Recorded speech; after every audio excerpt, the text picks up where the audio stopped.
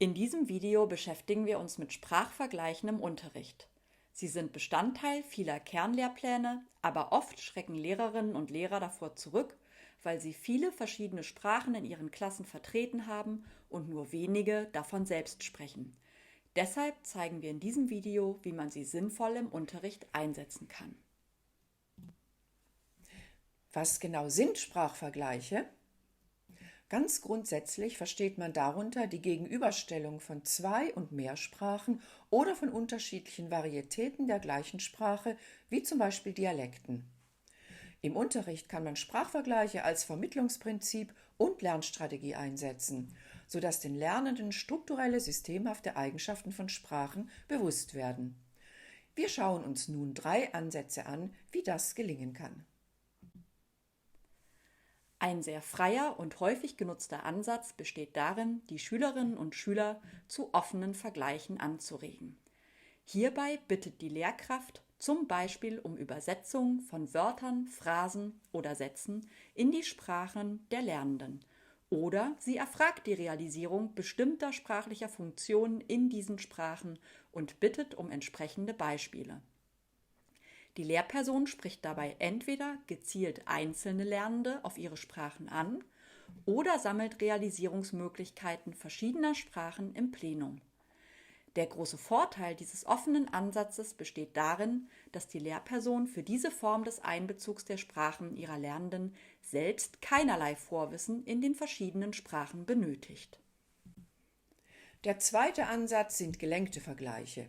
Im Unterschied zu den offenen Vergleichen setzt diese Variante voraus, dass die Lehrpersonen über ein bestimmtes Wissen zu den einbezogenen Sprachen verfügen. Das heißt nicht, dass sie die Sprachen gelernt haben müssen, sondern dass sie linguistisches Wissen über ihre Funktionsweisen bzw. einzelne Wörter und Phrasen erworben haben. So haben die Lehrerinnen und Lehrer die Möglichkeit, ihre Lernenden auf bestimmte Gemeinsamkeiten und Unterschiede zwischen Sprachen gezielt hinzulenken. Das dafür benötigte linguistische Wissen über verschiedene Sprachen können Lehrkräfte in Fortbildungen erwerben oder aus Sprachbeschreibungen im Internet entnehmen. Der dritte Ansatz besteht darin, den Vergleich mit zwei von der Lehrperson beherrschten Sprachen zu modellieren und die Lernenden anschließend bei der Übertragung des Vergleichs auf andere Sprachen anzuleiten. Das heißt, die Lehrkraft versetzt sich in die Situation der Lernenden hinein und führt zum Beispiel einen Vergleich zweier Sprachen an der Tafel vor. Das begleitet sie mit lautem Denken. So werden den Schülerinnen und Schülern auch die Vorgehensweisen deutlich, die ansonsten nicht beobachtet werden können. Im Anschluss an das Modellieren leitet die Lehrkraft ihre Lernenden dabei an, den Vergleich mit eigenen Sprachen vorzunehmen. Die Schülerinnen und Schüler fungieren dabei selbst als Expertinnen für diese Sprachen. Wir fassen nun noch einmal zusammen. Wir haben 3 Ansätze für Sprachvergleiche im Unterricht gesehen: den offenen, den gelenkten und den modellierten.